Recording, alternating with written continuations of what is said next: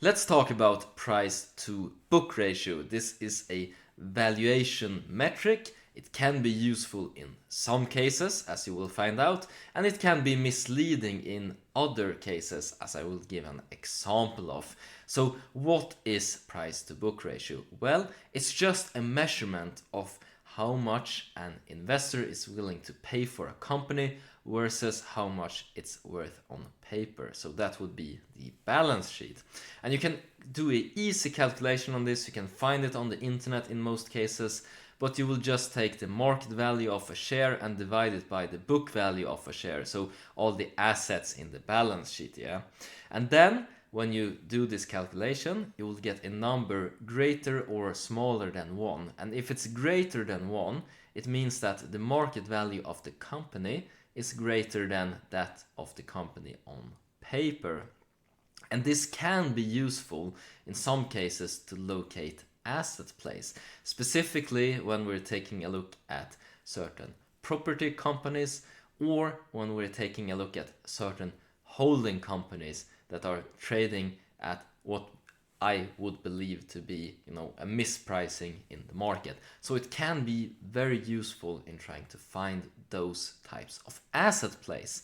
But as investors, we can also be misled. And this is just a hypothetical example, no connection to the real world whatsoever, YouTube.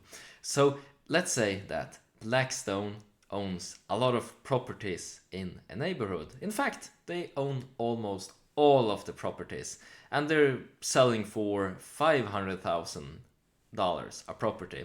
Well, suddenly a house that they don't own come out on the market in this neighborhood.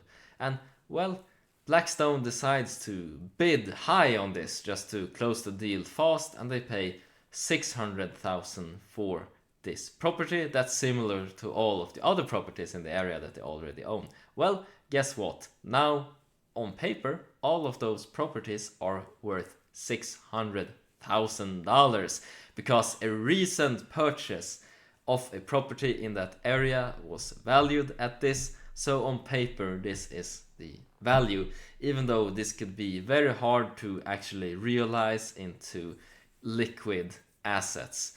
So that's one way that price to book can be misleading. It all depends on how the assets on the book is valued. And as you do more investment and you do more research, you will find different examples where you find an asset play that you can utilize and you see the potential for a spin-off, or when a company might be using different accounting tactics to overvalue certain assets, and well, then you should be a bit worried. So this tool, price to book, take it with a grain of salt. It's useful for investors in some cases, and it can be misleading in some cases. Hope you learned a lot, and as always, hope you make a ton of money, whatever investments you decide to make. Take care now. Bye bye.